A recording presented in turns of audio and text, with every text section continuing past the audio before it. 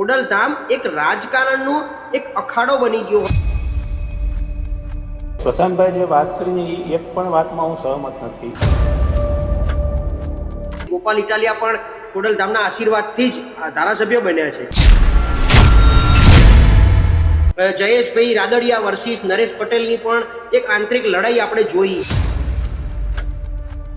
આ વાતોને ક્યાંય સત્ય સાથે બંધ બેસતું બિલકુલ નથી. શું તમે એવો કોઈ સંકેત માની રહ્યા છો કે બસ હવે નજીકના સમયમાં એ પદ છોડવાના છે? હવે રાજકીય અખાડો છે એ કયા એંગલથી કહે છે એ તો પ્રશાંતભાઈને જ ખબર હોય. ખોડલધામમાંથી બહાર આવવા માંગો છો કે ખોડલધામમાં ચાલતા રાજકારણથી કંટાળીને બહાર આવવા માંગો છો? એક પણ રાજકીય મીટિંગ જો ખોડલધામના આંગણે થઈ હોય કોઈ પર્ટિક્યુલર પાર્ટીનું તો એવું નથી બન્યું. મારા એ શબ્દો પણ ફરી યાદ કરાવું તમને.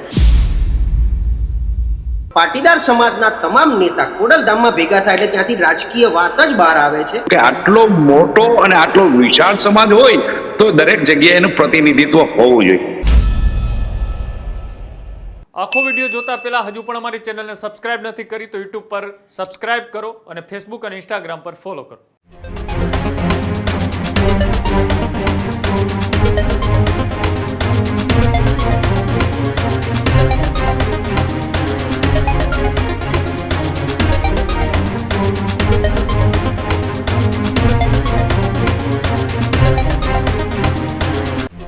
નમસ્કાર, આપ જોઈ રહ્યા છો ન્યૂઝ રૂમ ગુજરાત. ગર્જનાદ સાથે હું છું મુફદ્દલ કપાસી. નમસ્કાર અને હું છું કૃણાલ આહિર. આજના ગજનાદમાં ચર્ચા કરવી છે નરેશ પટેલનું એક નિવેદન, અર્થ અનેક સવાલ એક કે હવે ખોડલધામ કઈ દિશામાં.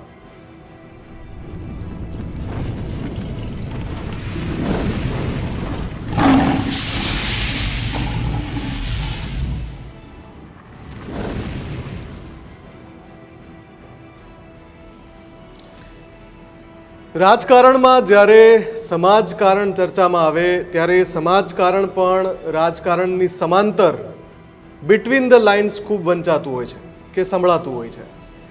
એટલે જ જ્યારે સમાજના કોઈ નેતા કોઈ ચોક્કસ સમયે કોઈ નિવેદન આપે તો એને અલગ અલગ અર્થોમાં લેવામાં આવતું હોય છે.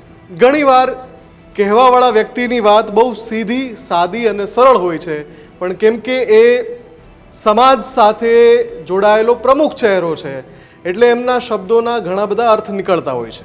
અને એમાં પણ માથે રાજ્યની સૌથી મોટી એટલે કે વિધાનસભાની ચૂંટણી આવવાની હોય એવા સમયે જ્યારે કેટલાક વાક્યોનો ઉલ્લેખ થાય અને એ વાક્યો ક્યાંક બંધ બેસતા હોય તો સૌથી પહેલું કામ એ જ કરવામાં આવે છે.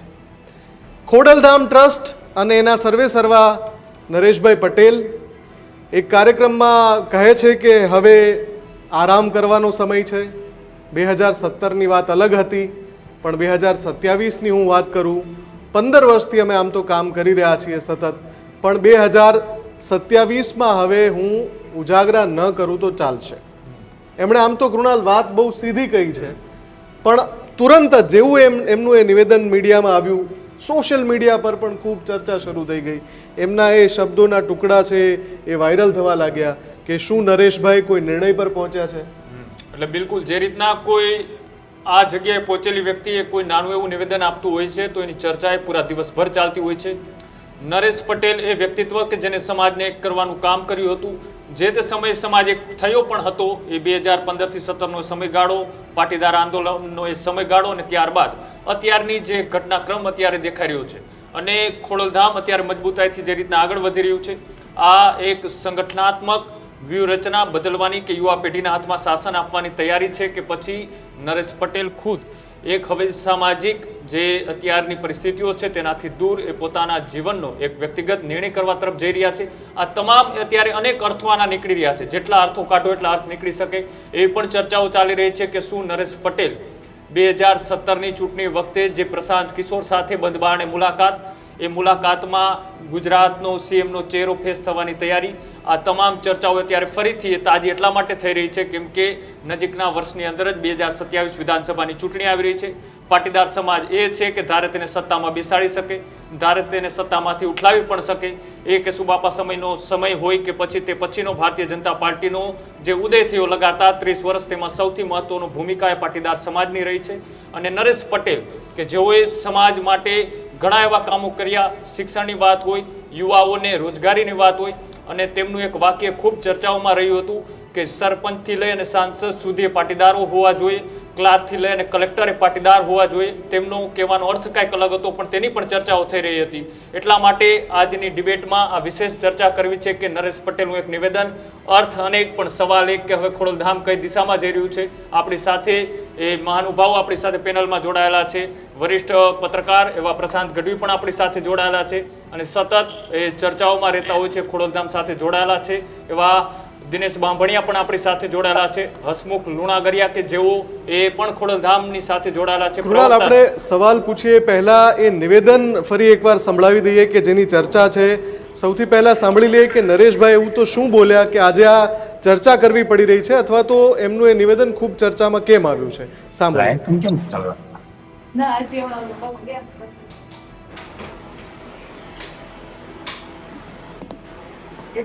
આ તો હું ઘણા ટાઈમથી આ કહું છું. હા, 2017થી આપ જાણો છો કે મારે આરામ કરવાની જ મને ઈચ્છા છે, પણ કાંઈ કારણોસર નથી કરી શકતો. પણ હવે કમિટી ખૂબ સક્ષમ છે અને લગભગ ભાર એ લોકો ઉપાડી લેશે એવી મને આશા છે. બિલકુલ નહીં. મેં પહેલાં પણ કીધેલું, હજી પણ કહું છું, આમાં મારા પરિવારમાંથી કોઈ પણ મારી જગ્યા ક્યારેય નહીં લે. 2027માં નરેશભાઈ મોટી જાહેરાત કરી શકે એ માતાજીને ખબર. જે રીતના સ્ટેટમાં આરામની વાત આવે છે તો શક્યતા ખરી? પૂરેપૂરી. જી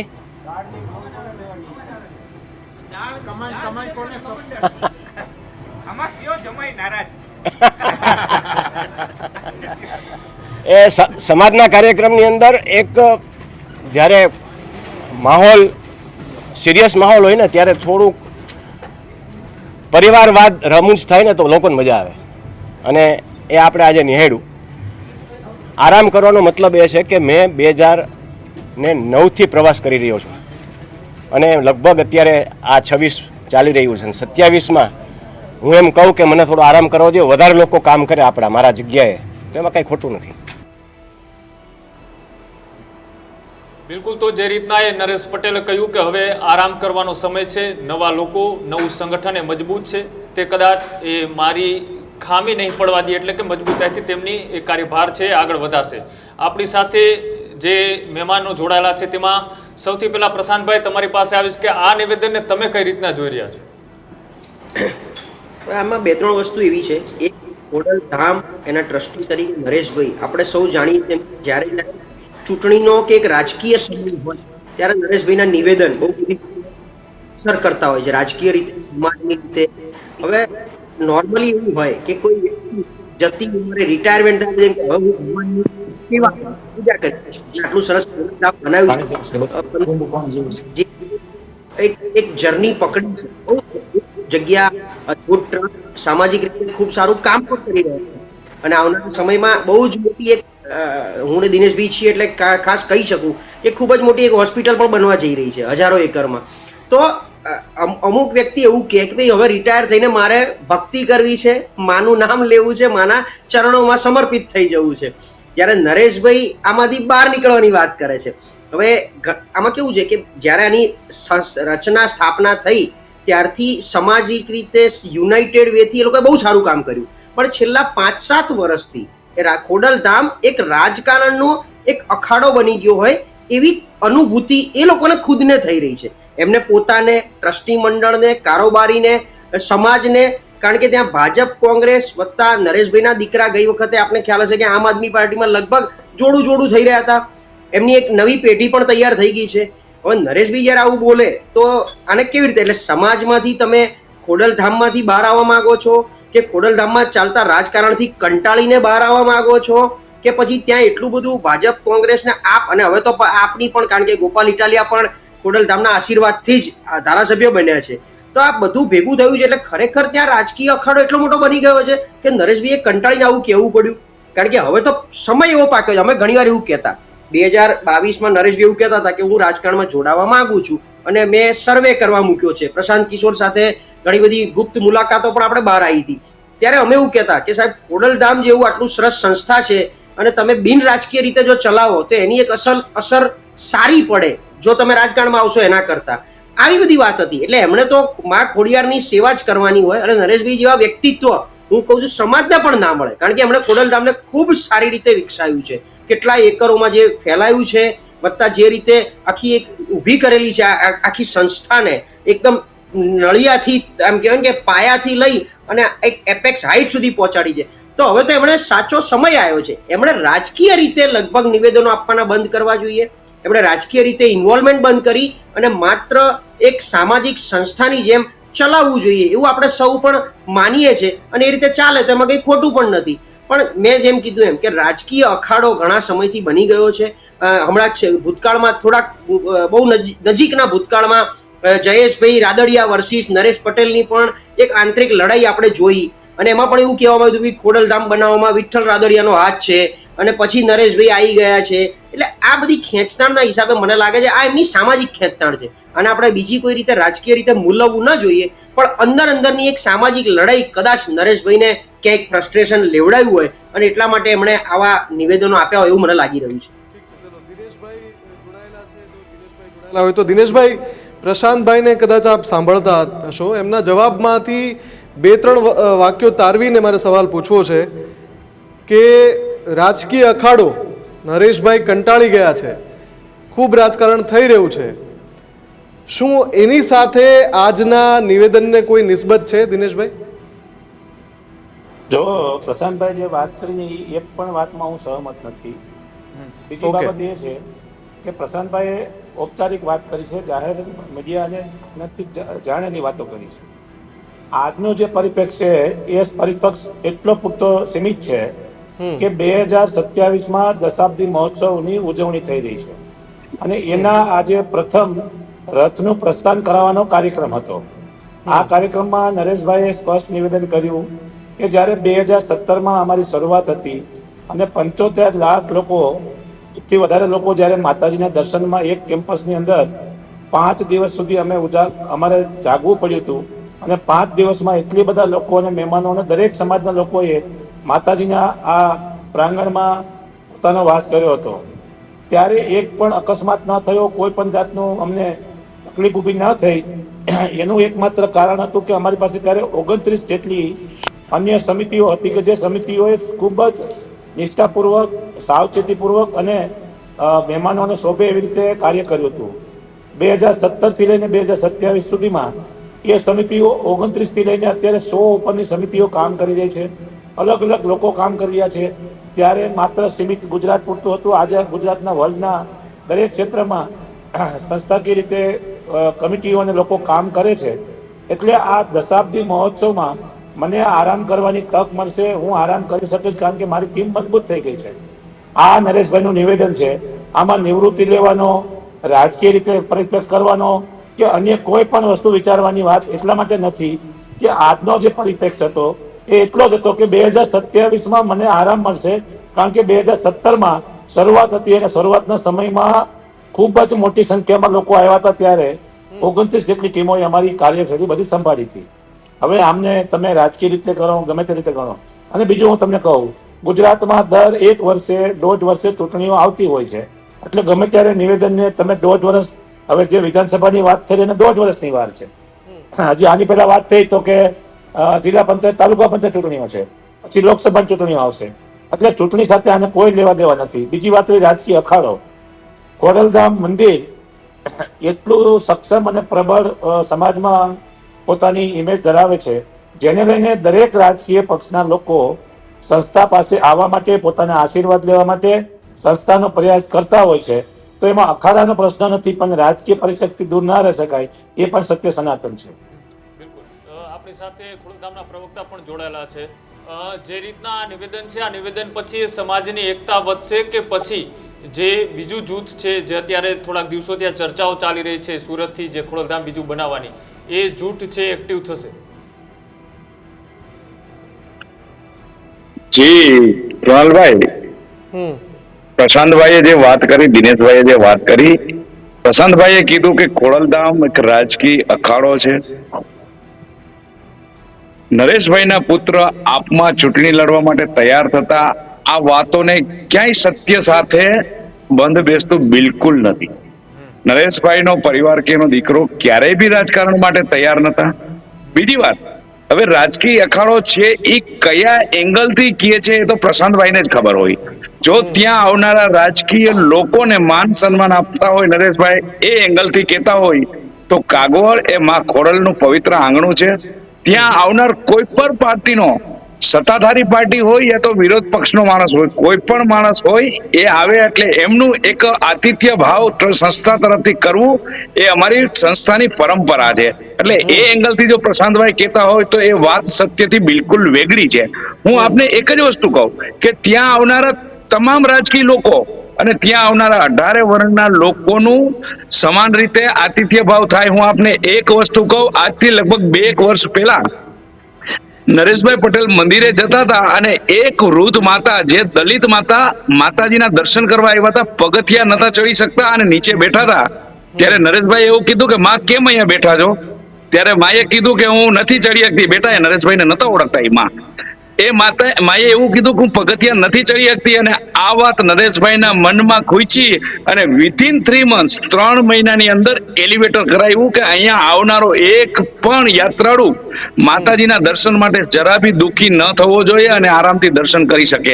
એટલે આવો ભાવ 18 વર્ણ અને તમામ રાજકીય લોકો માટે છે. એટલે રાજકીય અખાડો હોવાની વાત સાથે બિલકુલ સહમત નથી. ચલો, બીજી વાત, હસમુખભાઈ, જે રીતના એ પ્રશાંતભાઈનું નિવેદન છે એ નિવેદન એ રીતના છે કેમ કે જે રીતના અનેક એવા નામો આપણે અત્યાર સુધીમાં ચર્ચાઓમાં જોયા છે, માત્ર ચૂંટણી લડવાથી જ રાજકારણ કર્યું ના ગણાય. પડદા પાછળ પણ અનેક વ્યક્તિઓ છે તે રાજકારણ કરી જતા હોય છે અને વારંવાર એ નિવેદનો છે એ ચર્ચાઓમાં આવતા હોય છે. એટલા માટે આ નિવેદનને એ નિવેદનને સરખાવવામાં આવે છે. ના બોલ્યા હોય તો આ વાત અલગ છે, પણ ભૂતકાળમાં તેઓ બોલી ચૂક્યા છે. સમાજને પૂછીને ચૂંટણી લડીશ કે નિર્ણય કરીશ. પછી પ્રશાંત કિશોર સાથેની મુલાકાત હોય, આમ આદમી પાર્ટી, ભાજપ કે કોંગ્રેસ તમામ નેતાઓ એ ખોડલધામમાં આવીને બેઠક કરે. કદાચ તમે એને ના પાડી શકો, પણ ત્યાં આવવા પાછળનું કારણ કોઈ ચોક્કસ જ હોય છે, એ સૌ કોઈ જાણે છે. એટલે રાજકીય અખાડો એ એટલા માટે કહેવામાં આવી રહ્યું છે કેમ કે અનેક વખત આ ચર્ચા અને આ ઘટનાક્રમ યોજાઈ ગયો છે. કૃણાલભાઈ, એક પણ રાજકીય મીટિંગ જો ખોડલધામના આંગણે થઈ હોય કોઈ પર્ટિક્યુલર પાર્ટીનું તો એવું નથી બન્યું. ત્યાં આવનારા તમામ લોકો, સમાજના લોકો હોય, આમ આદમી હોય, ભાજપ હોય કે કોંગ્રેસ હોય, તમામને આવકાર્યા હોય. બીજી વાત, નરેશભાઈ જગ્યા પણ નથી ને ત્યાં આવીને કોઈ એવું કહેતો બિલકુલ નથી, બિલકુલ નથી, જગ્યા પણ નથી અને અપેક્ષિત પણ ના હોય. ત્યાં આવનારો માત્ર ને માત્ર એક માતાજીનો શ્રદ્ધાળુ, એક યાત્રિક તરીકે જ એમને જોવામાં આવે છે, કોઈ રાજકીય રીતે નહીં સાહેબ. બિલકુલ. પ્રશાંતભાઈ, શું કહેવા માંગો? એટલે મારો કહેવાનો મિનિંગ એ જ, મેં આખી મારી પ્રસ્તાવનામાં શું કીધું કે નરેશભાઈ કે ખોડલધામની વટવૃક્ષ બનાવ્યું છે, આટલો પવિત્ર યાત્રાધામ, મહેનત ખૂબ કરી, પણ છેલ્લા 5-7 વર્ષમાં, મારા એ શબ્દો પણ ફરી યાદ કરાવું તમને, કે છેલ્લા 5-7 વર્ષમાં ક્યાંક ને ક્યાંક રાજકીય રીતે ત્યાંથી જે નિવેદનો આવે એને ખૂબ રાજકીય ગલિયારીઓમાં બહુ જ સારી રીતે લેવામાં આવે. એ ગલિયારીઓની આ વાતોના હિસાબે એમાં ઘણા બધા રાજકીય વંટોળ પણ આવ્યા છે. આપણે સૌ જાણીએ છીએ. આજે 2021 પહેલા વિજયભાઈ રૂપાણી સીએમ હતા, જે વાણિયા સમાજમાંથી, જૈન સમાજમાંથી આવતા હતા. નરેશભાઈનું નિવેદન આવ્યું કે સરપંચથી સંસદ સુધી પાટીદાર હોવા જોઈએ અને પાટીદાર મુખ્યમંત્રી હોવા જોઈએ. અને ક્યાંક ભાજપ 20માં આવ્યું અને 2021માં આનંદીબેન પછી ભૂપેન્દ્રભાઈને પાટીદાર સીએમ તરીકે આપણે લાવ્યા. એટલે ક્યાંક ને ક્યાંક ખોડલધામ તરફથી આવતા નિવેદનો, જે રાજકીય નિવેદનો હોય છે, આપણે એટલું તો માનીશું ને કે જે કંઈ આમાં કેમ, જો હું વ્યક્તિગત, ખોડલમાં તો અમારી દીકરી છે, હું ગઢવી છું હસમુખભાઈ, એટલે ક્યાંક ને ક્યાંક રાજકીય નિવેદનો જ્યારે આવતા હોય, આની પહેલા જો તમને યાદ હોય તો પરેશ ધાનાણી, ગોરધન ઝડપિયા, ક્યાંક કોંગ્રેસના, ક્યાંક ભાજપના બધા નેતાઓ ત્યાં બેઠા, ખોડલધામના ઓટલા ઉપર બેઠા ને ફોટો વાયરલ થયો, એની ઉપર આપણે રાજકીય ચર્ચા કરી હતી. એટલે એવું નથી કે રાજકીય અખાડો એટલે માત્ર ત્યાં રાજકીય ચર્ચા થાય છે, પણ પાટીદાર સમાજના તમામ નેતા ખોડલધામમાં ભેગા થાય એટલે ત્યાંથી રાજકીય વાત જ બહાર આવે છે, રાજકીય રીતે જ એને લેવામાં આવે છે અને પછી એના બહુ બધા રિપર્કેશન થતા હોય છે, આપણે સૌ જાણીએ છીએ. એટલા માટે મેં આવું નિવેદન આપ્યું હતું. બીજી વાત કે છેલ્લા હમણાં જ આમ જોવા જાઓ તો મેં એ જ કીધું, નજીકના ભૂતકાળમાં જઈએ તો જયેશ રાદડિયા વર્સિસ નરેશભાઈની લડાઈ ચાલી, પછી એ બંને ચૂંટણી પછી ભેગા થયા, એ ફોટો પણ વાયરલ થયો.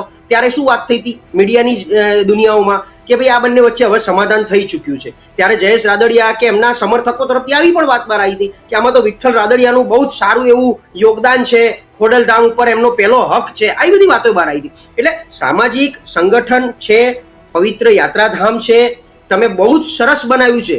અમે તો એવું કહીએ છીએ કે વર્લ્ડમાં પ્રશાંતભાઈ, આમ પણ સમાજકારણ છે એ રાજકારણની બુકનું જ એક પત્તું છે અને હસમુખભાઈ પણ એનાથી સહમત હશે જ. હસમુખભાઈ, મૂળ વાત એ છે કે આરામની જે એમણે વાત કરી, એમણે ભલે હળવા લાઇટર નોટમાં એ વાત કરી, હસતા હસતા કહ્યું.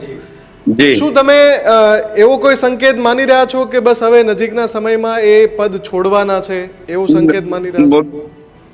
કૃણાલભાઈ, એક વાત પ્રશાંતભાઈએ કીધું કે સરપંચથી સાંસદ સુધી, એ વાતમાં હું આપને ક્લેરિફિકેશન આપું કે નરેશભાઈએ એ વાત સમાજની જે વિશાળતા છે, સમાજનું જે કદ છે, એના પ્રપોર્શનલ રેટમાં નરેશભાઈએ કીધું કે આટલો મોટો અને આટલો વિશાળ સમાજ હોય તો દરેક જગ્યાએ એનું પ્રતિનિધિત્વ હોવું જોઈએ.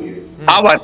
બીજી વાત, આપે કીધું કે આજે નરેશભાઈએ આરામની વાત કરી, તો સાહેબ હું આપને કહું છું કે હું છેલ્લા ઘણા વર્ષોથી આ નરેશભાઈ સાથે પ્રવાસ કરું છું ગુજરાતમાં.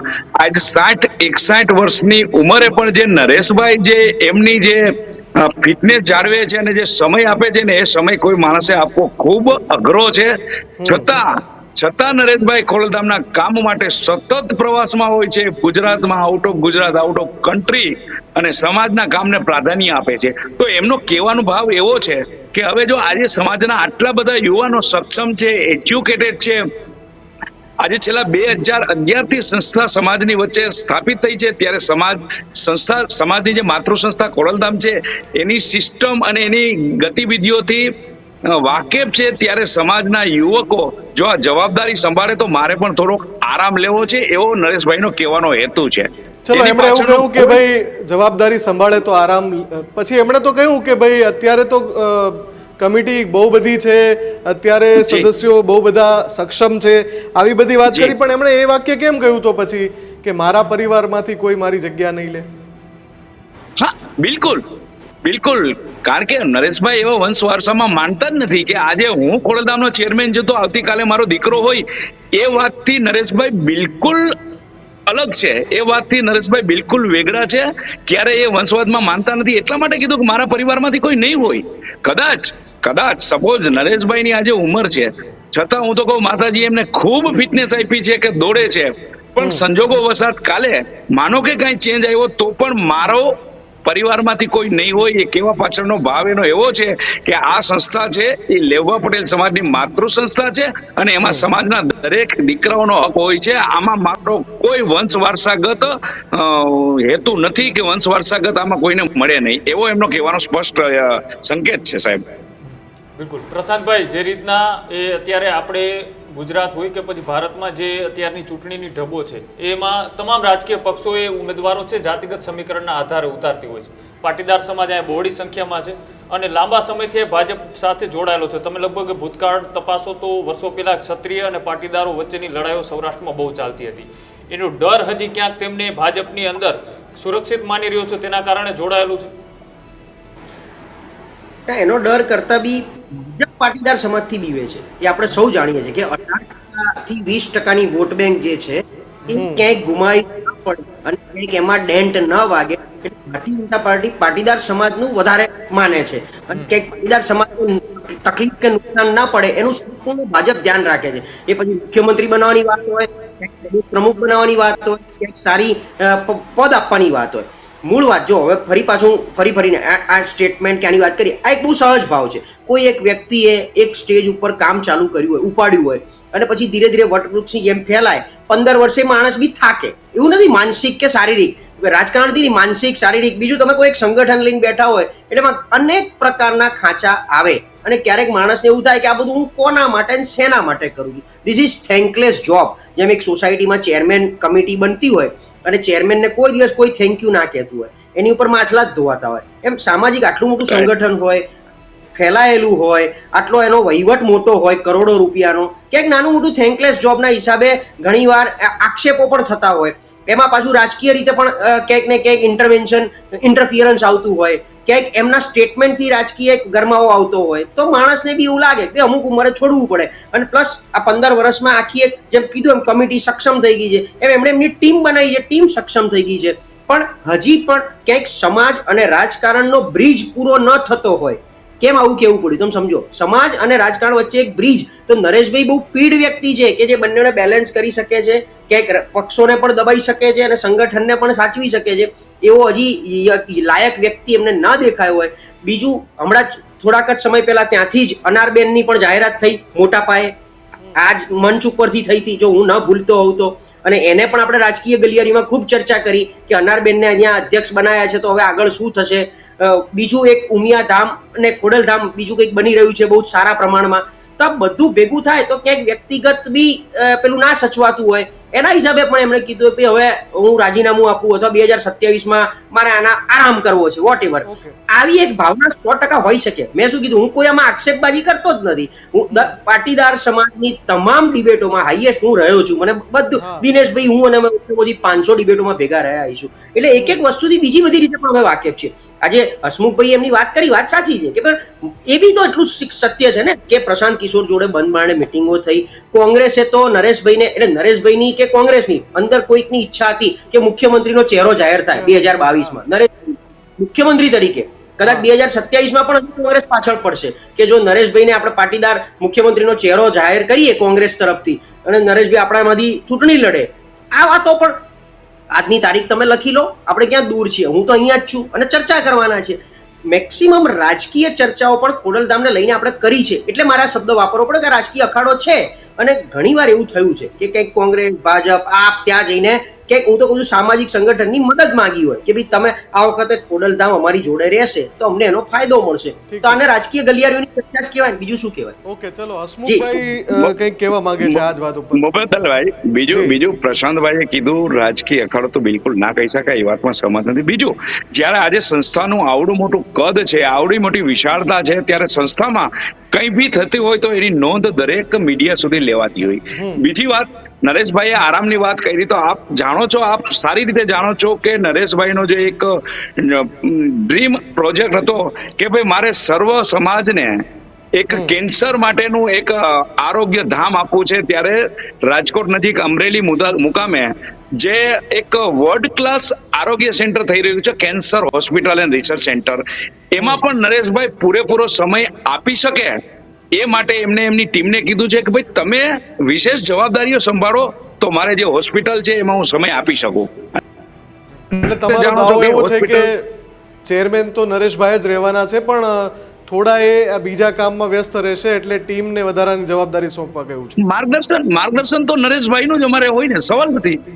કારણ કે એમનામાં જે એટલી પીઢતા અને પુખ્તતા છે અને એમનું નોલેજ છે, એમનો જે વિષય છે, દરેક વિષયમાં એમનું, એટલે અમારે માર્ગદર્શન તો કાલે ઉઠીને નરેશભાઈ જો રાજીનામું આપે કાલે ઉઠીને તો તમે પછી એવું કહેશો ને કે એમનો નિર્ણય છે, અમે સન્માન આપીએ છીએ, અમને હવે બહારથી માર્ગદર્શન આપશે, એવું કહેશો તમે? સાહેબ, રાજીનામું આપવા માટેની આપ જે વાત કરો છો, નરેશભાઈએ ક્યાંય એવું કીધું નથી અને એવું કોઈ કહેવાનો સવાલ નથી. આજે કદાચ નરેશભાઈ આવા શબ્દો કદાચ બોલે ને રાજીનામાનો, તો સમાજ સામે જઈને કે ભાઈ તમને શું કારણ છે, સમાજ સામેથી કે તમે જે લેવા પટેલની માતૃ સંસ્થામાં જે યોગદાન આપો છો ને, એ યોગદાન આપ આપો છો એટલું કોઈ વ્યક્તિ ન આપી શકે, એટલે આપ ચાલુ જ રહો. તમે જેવું પણ બની શકે ને હસમુખભાઈ કે એમના મનમાં એક ઈચ્છા હોય, કદાચ એમણે કોઈ નિર્ણય લીધો હોય, હવે પ્રતિક્રિયા જાણવા માંગતા હોય એટલે એમણે વાત વહેતી મૂકી હોય કે ભાઈ સમાજની શું પ્રતિક્રિયા આવે છે. ના, બિલકુલ એવો હોય જ નહીં, સવાલ નથી. સમાજની પ્રતિક્રિયા એવો કોઈ સવાલ જ નથી. માત્ર ને માત્ર આરામ હું કરી શકું એ પાછળનો હેતુ એટલો જ છે. આજે ટીમો સક્ષમ છે, યુવાનો સક્ષમ છે. ગુજરાતના 34 જિલ્લાઓમાંથી 31 જિલ્લા અને 260 તાલુકામાંથી 220 તાલુકા અને 3500 થી વધારે ગામમાં ખોડલધામના યુવાનો ખોડલધામની સિસ્ટમ પ્રમાણે કામ કરી રહ્યા છે. એટલે એને આજે વિશ્વાસ છે કે ખોડલધામનો એક મેસેજ છે તો એ ચાહે ગુજરાતના કોઈ પણ ખૂણાનું ગામ છે ત્યાં એ ફોલો ફોલો થતું હોય અને એને લઈ એ જો યુવા ટીમ કામ કરતી હોય તો કેન્સર હોસ્પિટલમાં વિશેષ સમય આપી શકે, આવા ભાવ સાથે એમને કીધું છે કે હું થોડા ત્યાં ફોકસ કરી શકું હોસ્પિટલ માટે. બિલકુલ. પ્રશાંતભાઈ, છેલ્લો સવાલ, હવે ડિબેટના અંતિમ તરફ જઈએ. જે રીતના આ એક સંસ્થાની વાત નથી, સામાજિક અનેક એવી સંસ્થાઓ છે, એ સંસ્થાઓને રાજનેતા અથવા તો રાજકારણની જરૂર છે કે પછી રાજનેતાઓને રાજકારણને સંસ્થાઓની જરૂર હોય છે? રાજકારણને સમાજની જરૂર છે, અને જેનો સમાજ બહોળો, જેનું માંસ મોટું, અભ્યુદય હમણાંનું જ ઉદાહરણ છે. જેમ આની વાત કરી એમ અલ્પેશ ઠાકોર અને ઠાકોર સમાજે રાત્રે 3 વાગે સમાજ જગાડ્યો અને એવું કીધું કે 3 વાગે એટલા માટે સમાજ જાગે છે. એ કેમ કે ત્યાં જે લાખોની જનમેદની ભેગી થઈ કોળી ઠાકોર સમાજ હતો, એ જ રીતે કોળી સમાજ જ્યારે હોય ત્યારે આપણે જોઈએ છે કે કુંવરજી બાવળિયાથી લઈને પરસોત્તમ સોલંકી સુધીની વાતો આપણી સામે બહાર આવે. એનો મતલબ શું છે કે સમાજ જે છે એ એટલે રાજકારણ સમાજ ઈચ્છે છે, અને સમાજથી રાજકારણ રૂડું થાય છે, રૂડું લાગે છે, અને સમાજના ખભે બંદૂક મૂકી અને પછી બહુ મોટું રાજકારણ થાય છે. અને આનું જ આપણે અત્યાર સુધી બધું જોતા આવ્યા છે. છબી આ જ રીતે ઉભરતી આવી છે. એટલે દરેક વ્યક્તિ જે બહાર આવી છે માત્ર એના સમાજ થકી ઉજળી અને બહાર આવી છે અને મોટી થઈ છે. એમ આ અત્યાર સુધી તમે જુઓ ને, આ ઉદાહરણ જેટલા બી આપણે આપ્યા, કોળી ઠાકોર સમાજના આપ્યા, આ પાટીદાર સમાજનું ખોડલધામ હોય, કેમ ઉમિયાધામ તરફથી હજી સુધી, એટલે આ નહીતર નરેશભાઈ આજે આ સ્ટેટમેન્ટ આપ્યું તેની સામે તરત બીજા, એટલે એમનું આંતરિક બાબત છે, પણ આ તો એક વાત છે કે આને ક્યાંક ને ક્યાંક રાજકારણ સાથે આપણે જોડી દઈએ છીએ, કારણ કે લોકો તરત જોડી દે છે. અને સમાજ અને રાજકારણ એક સિક્કાની 2 બાજુ છે, હવે 2 બાજુ થઈ ગઈ છે, એટલા માટે આપણે રાજકીય જ ચર્ચા કરવી પડે. બિલકુલ. બંને જોડાયા અને દિનેશભાઈ પણ જોડાયા હતા.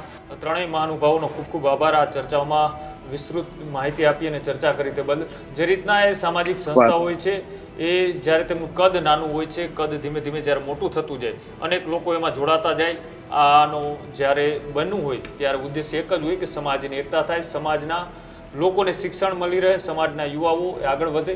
પણ છેલ્લે અંતે એ તમામ વસ્તુઓમાં રાજકારણની એન્ટ્રી થતી હોય છે. કોઈ સામાજિક આગેવાન એ પ્રમુખ પછી રાજકારણમાં એન્ટ્રી લેતો હોય છે, અથવા તો કોઈ રાજકારણના નેતા હોય છે એ સામાજિકની અંદર દખલગીરી કરતા શરૂ થાય છે, અને ક્યાંક વિખૂટા પડે છે અને ક્યાંક અલગ અલગ રસ્તાઓ ઉપર આગળ ચાલતા હોય છે. પણ આ જે નિવેદન આવ્યું છે નરેશ પટેલનું, એ નિવેદનના અર્થ અનેક થઈ રહ્યા છે, અનેક ચર્ચાઓ ચાલી રહી છે કે શું સામાજિક આરામ લઈ અને હવે રાજકીય એન્ટ્રીની તૈયારીઓ છે, કે પછી ખોડલધામની અંદર બંધ બારણે તેઓ માર્ગદર્શન આપતા રહેશે, યુવા ટીમ એ કામ કરતી રહેશે, કે પછી કોઈ બીજો જ એમનો વિચાર છે? આ તમામ વસ્તુઓની જે ચર્ચાઓ કરી તેમાં અંતે તો એ જ વાત સામે આવી રહી છે કે પોતાનો અંગત એ વિષય છે કે તેમને શું કરવું, પણ સમાજ સાથે જોડાયેલા છે ત્યાં સુધી તેઓ સેવા કરશે એવી અત્યારે વાત સામે આવી રહી છે. પણ જે રીતનું આ નિવેદન એ વારંવાર નરેશ પટેલનું એ ચૂંટણી સમયે ચર્ચાઓમાં આવતું હોય છે, અત્યારે ચૂંટણી નથી પણ એમને ઉલ્લેખ 2027નો કર્યો છે, એટલે સીધું જ તેમને રાજકારણ સાથે જોડવામાં આવી રહ્યું છે. પણ આ નિવેદનને તમે કઈ રીતના જોઈ રહ્યા છો? નરેશ પટેલે પાટીદાર સમાજને ખાસ કરી અને ખોડલધામના જે ચેરમેન છે તેમને જે કામગીરી કરી છે અને તેમના જે નિવેદનો છે, એ નિવેદનો આવનારા દિવસોની અંદર કોઈ નવી વ્યૂહરચના, કોઈ નવા રાજકીય સમીકરણોમાં ફેરફાર, અથવા તો પોતાની રાજકારણમાં એન્ટ્રી શું હોઈ શકે? જો તમે જાણતા હોય તો કોમેન્ટ બોક્સમાં અચૂક જણાવજો. જોતા રહેજો ન્યૂઝરૂમ ગુજરાત. નમસ્કાર.